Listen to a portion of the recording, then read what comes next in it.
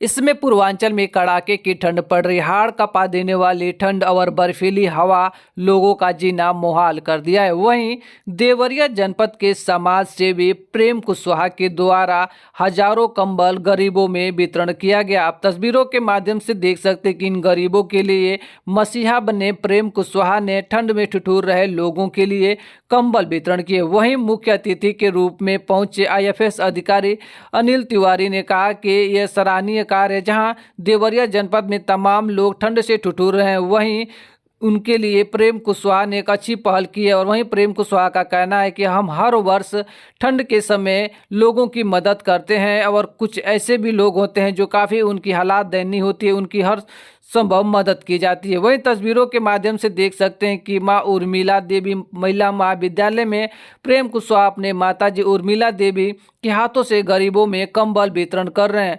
वहीं उनका कहना है कि मैं चाहता हूं जिले में कोई भी ऐसी व्यक्ति ना हो जो ठंड से ठिठुरे या गरीबी की वजह से वो अपनी जरूरी कार्य न कर पाए। जैसे में देख सकते हैं कि अब वितरण कर रहे हैं। हर घर में जो भी लायक है उनको चिन्हित करके और उनको कंबल वितरण किया जाता है। आपको कहां से मिली और श्रेय किसको देंगे? देखिए, हम लोग अभी बताया है उन्होंने, हम लोग बहुत ही परिश्रम करके नीचे से आए हैं, वहीं से आए हैं जहां से वो महिलाएं आई हैं, जहां से वो पुरुष आए हैं, मैं वहीं से आया हूं, तो उनकी परेशानी को मैं जानता हूं। कभी कभी ऐसा होता था कि हम लोग भी बिना कंबल के सो जाते थे, लेकिन वो दिन जब दिन याद आता है मुझे, तो मुझे लगता है कि नहीं, मुझे जितना हो सके ये गरीब लोग हैं उनके पास ये कंबल जाना चाहिए और उनको ये लगे कि नहीं कोई है जो हमारे दुख को देख रहा है। ऐसी स्थिति में उनकी पीड़ा को देखते हुए, अपनी पीड़ा से जोड़ते हुए, और हम उनका हर साल सहयोग करते हैं। जैसे कि शिक्षा के क्षेत्र में आपने कदम रखा है और यहाँ पे ऐसे गरीब असहायों की आप मदद करते हैं जो अदर स्कूल या शिक्षा जगत के लोग नहीं करते, इसको लेकर आप क्या कहेंगे?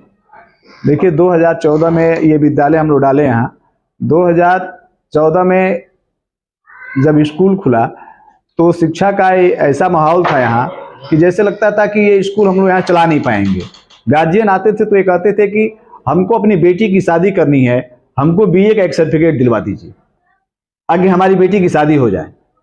लेकिन हमारी जो स्कूल की प्राचार्य हैं श्रीमती रजनी त्रिपाठी ने उनको साल भर में कई बार कैंप लगा के गार्जियनों को और समझाई कि नहीं, आप ऐसे पढ़ाइए कि आपकी बेटी अधिकारी बने, आपकी बेटी किसी शिक्षक बने और पढ़ाए, और जो उनकी बेटी पैदा होगी, उनका बेटा पैदा होगा, वो भी अपने बेटे को पढ़ा लें।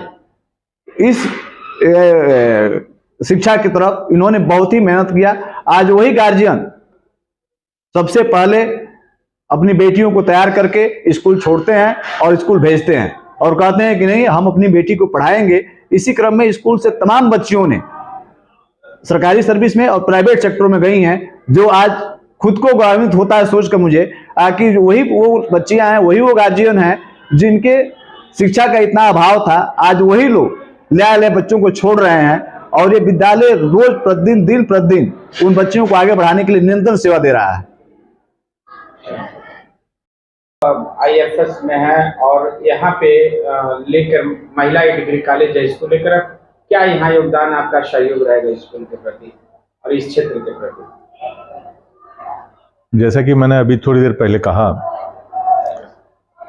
हमारे पूर्वांचल का विकास अगर होना है तो इसमें हमारी महिलाओं को आगे बढ़ के समाज के हर क्षेत्र में हिस्सेदारी लेनी होगी। लेकिन कहने से हिस्सेदारी नहीं हो जाएगी, उसके लिए लड़कियों को पढ़ा लिखा के तैयार करना पड़ेगा। हमारे समाज में 50% तो लड़कियां हैं, महिलाएं हैं। तो अगर हम सिर्फ 50% पुरुषों के बल पर चलेंगे तो हम अफगानिस्तान और मिडिल ईस्ट जैसे जो देश हैं जहां बहुत ज्यादा रूढ़िवादिता है, हम भी उसी स्तर पर रहेंगे। अगर हमको अमेरिका, यूरोप, जापान जैसे डेवलप कंट्रीज के बराबर जाके बैठना है और उस तरह के डेवलपमेंट को प्राप्त करना है, तो हमारे समाज के हर एक वर्ग को इसमें हिस्सेदारी लेनी पड़ेगी। तो 50% महिलाओं को हम वंचित नहीं रख सकते हैं, उनको हर क्षेत्र में आगे हिस्सा लेना ही होगा। और ऐसी महिलाओं को तैयार करने में इस महिला महाविद्यालय का अपना बहुत अनूठा और महत्वपूर्ण योगदान है। यहाँ महिलाओं लड़कियों को जो इसमें पढ़ती है उनको एक अलग सहयोग किया जाता है और उनको एक शक्ति मिलती है आपसे, किस तरह से उन्हें संभालती है, क्योंकि यहाँ जिस तरह से शिक्षा उपेक्षा का शिकार होता जा रहा है। देखिए, सबसे बड़ी बात क्या है, इन 8 वर्षों में जो सबसे नजदीक से मैंने यहाँ के माहौल को देखा, यहाँ बच्चियां पढ़ना तो चाहती हैं, पेरेंट्स के पास मूलभूत आवश्यक वो चीजें नहीं है, सुविधाएं मुहैया करा पाते हैं, तो हम लोग बच्चियों के देखिए मन के हारे हार है, मन के जीते जीत।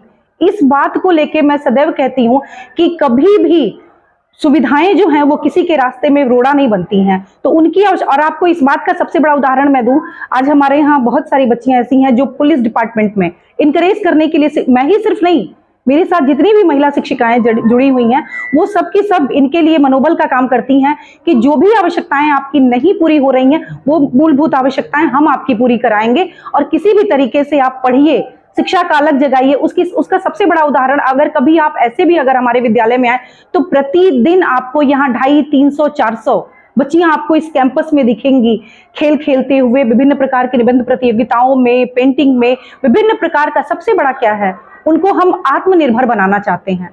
जरूरी नहीं है कि सबको सरकारी नौकरी मिले, सबको सब कुछ मिले, हम ये चाहते हैं कि वो महिलाएं, वो लड़कियां जो आज विभिन्न प्रकार की समस्याओं से बाधित होकर यहाँ पढ़ाई करने आ रही हैं, वो अपना रोजगार स्वयं चुन लें, आत्मनिर्भर बने, और इसी मनोबल को बढ़ाते हुए हम लोग शिक्षा प्रदान करते हैं।